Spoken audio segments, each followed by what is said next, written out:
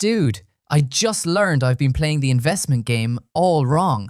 Everyone's pushing real estate. Everyone's hyping crypto. But what if I told you the savviest thing you could do with $1 million is something no one talks about? And the wildest part? A ton of millionaires learned this lesson way too late. Alright, picture this. You've got a cool mill. Your friends are hounding you with investment advice. Gotta buy property, bro. The market only goes up. Or, get into crypto now and you'll be rich by next year.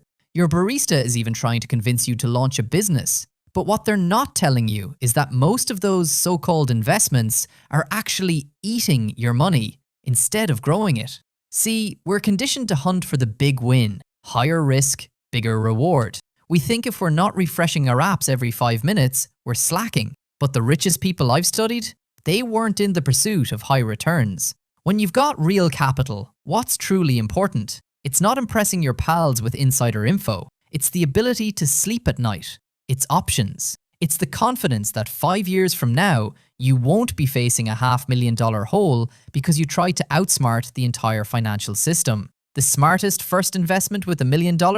Brace yourself for some majorly dull but highly effective strategy. It's boring as sin diversification, using index funds and dividend-paying assets. Yeah, about as thrilling as watching paint dry at an accountant's convention. But listen to me on this. When you invest that $1 million across hundreds, even thousands of companies, not picking hot individual stocks, but fundamentally spreading the risk, something incredible happens. You're not betting on one horse. You're betting on the entire economy expanding. And what do you know? The economy has done just that for the past century. Dividends are reinvested. Your money works for you around the clock. In 10 years, that million could realistically become 2. 2 decades down the line, you're talking 4, 5 million, maybe more. But here's the part nobody wants to talk about. This strategy isn't exactly TikTok worthy. There's no wild story to impress your friends over cocktails.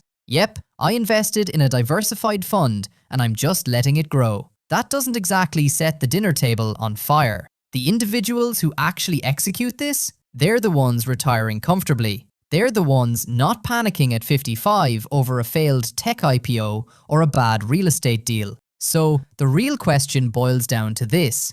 Do you want to be right or do you want to be rich? Because in 9 cases out of 10, those two are miles apart. The smartest first investment? Boring wealth that compounds over time. Forget the quick fixes and the social media hype. Future you will be eternally grateful.